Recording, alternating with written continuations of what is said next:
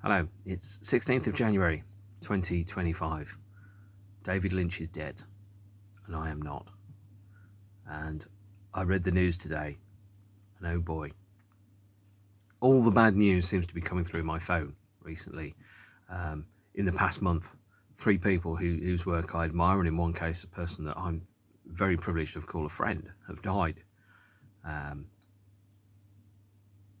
David Lynch died, and today, Tony Slattery, one of the best comedians I've ever seen, died on Tuesday. And just before Christmas, a very lovely man and author, Darrell Bullock, who I had the good fortune to know, not as well as I would have liked, but I had the good fortune to know him and call him a friend, died just before Christmas. And the nature of death has been on my mind recently. What we leave behind is what matters. And I've had some conversations, or more correctly, I've had one conversation with one person who has told me and quoted, I think, one of the Gibbs brothers' eulogy from the Death, the fucking Bee Gees of all bands, to say that, in the end, all the conflict means nothing. But what matters in our lives is not just what we do, but how we make people feel.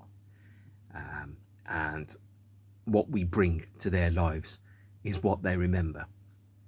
A couple of months ago, a person who lived locally, who I did not like, and who I knew had sexually assaulted somebody, died. And all of a sudden, everything about that person becomes telescoped into a small number of facts. That guy did bad things. Darrell wrote lovely, brilliant books, and he was a lovely man. Tony Slattery made people laugh.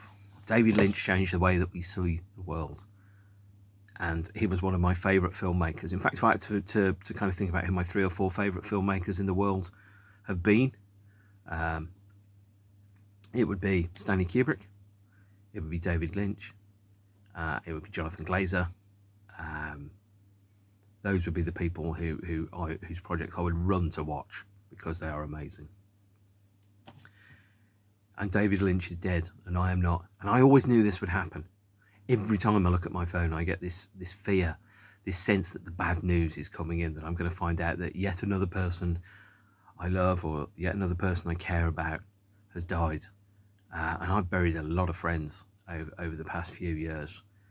There is not a year that's gone by when there hasn't been a funeral of somebody that I felt privileged to know over the past few years. And as in Indiana Jones and the Last Crusade, there's a comment by Denholm Elliott's character, Marcus I think he's called, where he says, there's a point where life stops giving and starts taking away. And I'm 51, so I'm unless I live to be 102, past middle age now, and I have to think about what my life is going to be. What are people going to remember about me when I die? Where do we go when we die, as The Other sang on their most recent album, Insolvent. And I wrote something yesterday, which I think I'm going to read out at the end. But I'm going to talk about David Lynch and his work. In the course of his life, he made, I have to count, 1, 2, 3, 4, 5, 6, 7, 8, 9, 10. He made 11 films and a number of TV series and 3 albums, and he changed the way in which people saw the world. Some of his films, I have a fistful of DVDs and Blu-rays here. You might have been forgiven for thinking, we're not very good, didn't make sense, we're abstract. Well, life itself doesn't make sense, and sometimes that's what a film is. You think about what our lives are. If someone was to make a film of your life or my life, it would be all the exciting bits, all the dramatic bits, the bits where hearts get broken, the bits where we fall in love or fall out of love, the moments where you have a first glance across a room and suddenly the atoms in the room have changed, and you know that person who you've just made eye contact with will change your life in some way, that your life will never be the same again. There will be the life before that person and the life after that person. And there's, I've had the good luck and privilege to have fallen in love in the course of my life. And I remember the moment that I met those people, and I remember the people there. It was the illusion of love, where I thought I was in love, versus where it was a genuine, united partnership of two people working together across the face of the planet. And I don't forget those moments. I'm not going to name names because, hey, I don't kiss and tell. And I'm not going to create a sense of false intimacy, but I've had the incredible privilege to love and be loved by some of the most amazing people on the planet, or at least amazing people to me. And hopefully that they feel the same about me. I have no idea. But what will survive us? Well, William Burroughs said the last words he wrote, love is the greatest painkiller. And that is one of the things that is really, really important. And not only that, if you don't love, if you don't have optimism, if you don't think you can change the world in some way through what you do in some small way, then there really is no point. And sometimes the best thing that we can do is be the best people that we are to the people around us. From everything that I've read, seen and heard, David Lynch was a good human being. He said some very, very thoughtful and insightful things. One of the things which I've taken and quoted about working, actually, and this means I'm going to have to get my laptop out and quote for it because it's too long for my fragile little brain to remember. He said, when people are in fear, they don't want to go to work. So many people today have that fear, and then the fear starts turning into hate, and they begin to hate going to work, and the hate can turn into anger, and people become angry at their boss and their work. And if I ran my set with fear, I would get 1%, not 100% of what I get, and there would be no fun in going down that road together. And it should be fun in work and in life. We're all supposed to get along. We're supposed to have so much fun like puppy dogs with our tails wagging. It's supposed to be a great living. It's supposed to be fantastic. And that is how I see a lot of things in this world. It's meant to be brilliant. It's meant to be beautiful. It's meant to be fantastic. And it is within our reach and we can make it happen. And while we're alive, we should make tiny changes to the earth. And make tiny changes. And each one of those will make the world a better place. So in my work, for example, there are things I've done. I know I've done that I can see that right now are on every crime show that you will see. Things around, forensic detection of evidence. Every time you go into a hospital, for example, you will, well, maybe not every time. I don't go to a hospital as much as some people. I certainly go more than I want to. But every time I go to a hospital, I walk in there and sometimes there's a map and the map tells me where I need to be. So I'll make it to the appointment on time so that there's less misappointments. I worked on a project that put the first one of those in Europe into a hospital. And every hospital in the NHS that I know of now has one of those. I helped, there was a Banksy that I had to talk somebody out of painting over the next day because it wasn't mindless vandalism. And that went on a postcard and that became an iconic part of the London cultural scene for a period of time until it was destroyed long after I stopped working there because I couldn't stop them working there. One Nation Under CCTV is the Banksy. It was painted onto the huge side of a wall and at a building which was one of the buildings that my employer at the time owned. One of the people I worked with went, no, it's mindless vandalism, we've got to get rid of it, destroy it, paint it over, it's nothing. And I had to have a quite direct conversation where I went, that is not just some guy writing his name in a year. That is a Banksy. That is a work of art that will bring tourists into Britain. People will come to see it. It needs to be preserved for as long as we reasonably can. As I understand it, the building was sold and it was painted over. But the fact that people were able to go and see One Nation Under CCTV just walking off Tottenham Court Road, up Rathbone Place, for so many years, every time I walked past there, I looked up there. And it wasn't that I did that, but I saved it. I talked somebody out of painting over it. And these are the little changes that we need to make, because what we bring into this world and how we treat people and how we make them feel is what matters. And there are two things that we do. One's our work and one's our person. And this isn't quite where I didn't quite know where I was going to go with this. But as you can see from the quote from David Lynch there, is that if you hope for the best and prepare for the worst, and if you try to make the world the best place it can be and be lovely to everyone else, talk to animals and silly voices. That in itself is what matters. My timeline at the moment is completely full of people talking about David Lynch and people talking about Tony Slattery and people talking about Daryl. And it's been lovely to see that sometimes we should need to tell people what we think of them when they're alive. If any of you want to tell me that I'm wonderful, please do so. There was a comment which really, really pleased me earlier on, actually. So thank you very much, Mr. Sodium Light, for saying that. Really nice, because I don't know who watches these. Sometimes it feels like I'm a man talking to his phone in his man cave, going on about nothing to nobody. And it's nice to know people say that. What matters is the work. For those of you who don't know, I have been writing all my life. So I've written 7 novels. They aren't particularly good, but they're mine. I've written thousands of songs and poems. I've written hundreds, if not thousands, of reviews and articles. I've written approximately 20 billion papers about business cases, which of course don't deserve to be seen. That's my work. That's what I'm going to leave behind. Is somebody somewhere at some point is going to read something. I mean, I found a review that I'd written of the Pixies on the inside of a bootleg CD that they wouldn't let me have for free, even though I'd written the bloody text that was on the album. And I was like, wow, somebody looked at all the reviews and chose that one and stuck it as the text inside a bootleg CD. And I thought, you cheeky sausage. But it was flattering. It was really nice to see. Art, in whatever form it comes, is meant to help us see the world from a slightly different angle, see the world in a slightly different light, change how we see the world and how we interact with the world around us. And that's what great art does, is that it provides a prism through which we can see reality in a slightly different shade. And that's exactly what David Lynch's many, many pieces of work did.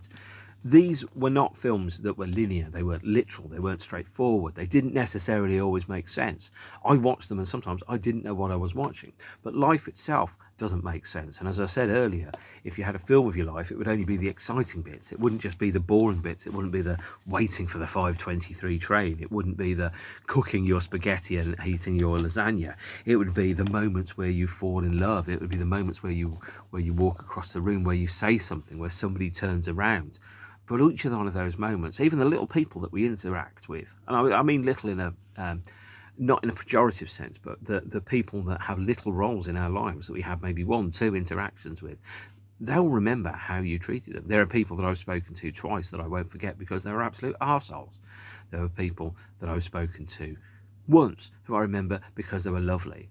There was a guy that worked behind the counter at a shop who made me feel a little weird because he stroked my hand, for example. I'll never see that person again, never knowingly, but all these little interactions that we have change the world that we have around us. And David Lynch's work changed the way in which I see the world. Eraserhead, for example, this classic, dark, weird film about a man who lives with his partner and a baby in a factory. And you kind of think, well, that's a form of autobiography, isn't it? It's a film about a fear of childbirth, a film about a fear of settling down, compromising, being a worker, all those type of things. And at the same point, it's a film that makes you see the world a slightly different way. And you can see it expresses the horror and banality of horror, which you wouldn't necessarily have experienced. The Elephant Man, one of my favourite films of all time. Not my favourite David Lynch film, nor I think his best, but one of my favourite films of all time, about a tale or a man striving to create integrity and dignity in a world that tries to deprive him of it. And it has the most beautiful ending, which, to be honest, if I'm lucky enough to have a funeral, now I say that in a weird sense, but if I'm lucky enough to have a funeral, I want the last minute of The Elephant Man to be what happens after the curtain's shut and the coffin goes away. Blue Velvet is, in my opinion, a staggering film about darkness and lust and interdependency, and about appearance versus deception. Wild at Heart has that wonderful sense of two people together trying to find their way through this world and this reality. And if you've ever felt like the two lovers in the song Moon River, two drifters off to see the world, but we're not so sure that the world deserves us, Wild at Heart is a fabulously dark film. And again, there are moments in that don't necessarily make sense. There are moments in Twin Peaks, and here is Fire Walk With Me, and here is, in my opinion, one of the best single film which was made in the last decade, Twin Peaks, the limited series, that 16-hour film, which was my favourite work of art in the last decade, in the decade between 2010 and 2019, changed how many people saw the world. Even episode 8 on its own, God a Light, is staggering. The rest of it, equally mind-blowingly powerful. And these aren't things that necessarily make sense. These aren't things that you look at and you see standard narrative progression. Life in itself doesn't have standard narrative progression. It never has. Life is a series of events, and sometimes it can only be lived forwards and only understood backwards when you're looking back at it. And there are things that have happened in my life I look back at and I kind of go, it makes sense now. I understand what happened. At the time, it was just a series of stuff that was happening between yesterday and tomorrow, the today that I was always living in. That's where my life was at that point. There were times when years of my life were nonsense, in so much as they didn't have a narrative, they didn't have a structure, they weren't making sense. I was getting up, I was going to work, I was coming back, I was eating, cleaning, flower arranging. This sense of desolation, the repetition that happens, and it's the thing that happens in between those things, the space between the spaces, where we have to make sense of what the world is around us. And a huge chunk of Lynch's work was showing us that life has the meaning that we assign to it through what we bring to life and what we do with it. And all we are is all we are. And what matters is that we are matter. We are little tiny specks of dust on a ball of rock orbiting a huge fire in the ankle of the galaxy in one of the multiverses. I could quote Bill and Ted and say all we are is just dust in the wind, dude. But it's so much more than that. The thing that makes life worthwhile is the meaning that we attach to it through our actions and what we do. And all art is autobiography in some sense, unless you're Steven Seagal, at which point your autobiography is pretty dull, really. But all art, not movies, films, there's a difference between the two, is autobiography. It's a way of translating your experiences of the world around you and making it make sense. Lost Highway, for example, a fabulous film which follows this kind of weird, unusual dream logic. It makes sense on a emotional level. It doesn't make sense on a narrative level. And that's the same with, well, not The Straight Story, but with Mulholland Drive and Inland Empire, his 3 late period works. Stories about strange and unusual things, about split personalities and people going through experiences in life and not knowing exactly what they are and why they are. Mulholland Drive is, I think, a wonderful film, and again, strange and unusual. One that perhaps wouldn't necessarily have made full sense. But life doesn't make sense. So what we do is, and he said this recently, actually, his films gave us the room to dream. And there are 3 people, there are 3 factors in every cinema screening and every experience. One is the film, one is the sound, and one is the viewer. And it's what the viewer brings to it that makes everything else make sense. Otherwise, it's a noise and sound and vision playing to an empty room, unappreciated by nothing and nobody. And it gives us the room to dream and to interpret and to bring our own ideas to it. And the interpretation of art and what we bring to it is as important as anything else. Because ultimately, although some people obviously look at The One I Love by R.E.M. and think that it's a simple and straightforward love song, and other people look at it and think of it as a song that is around how people fill the emptiness inside with simple props to occupy their time. These are savage things, but these are interpretations that we bring to them ourselves. And that is what we do with his films. They change the way in which I see the world, and the world will be a weaker, stranger, slightly darker place without the light that he brings to it.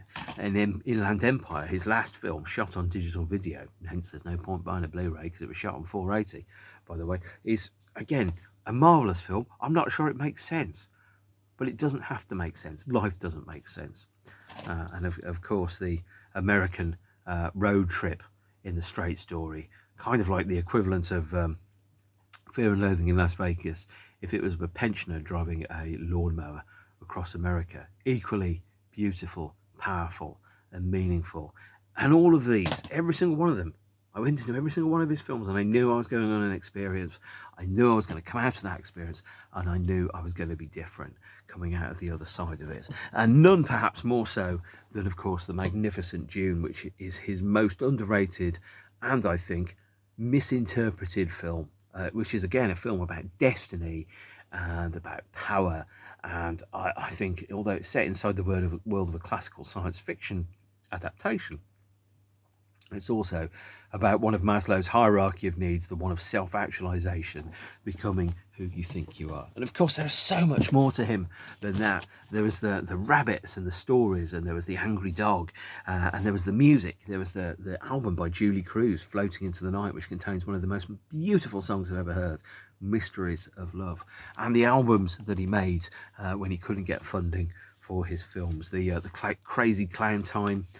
This is the Underworld remixes of Good Day Today, and then his final album, The Big Dream. But perhaps the most important thing that he brought was that the words at the end of The Elephant Man, which to me, as I've said, are a series of lines, 6 lines, that I think I would like at my funeral. Never, oh never, nothing will die. The stream flows, the wind blows, the cloud fleets, the heart beats. Nothing will die. And what is left of us at the end of this is who we are, is what we've done, is how we make people feel during the courses of our lives. And I wrote something yesterday. Yes, this is the bit where I read poetry to you.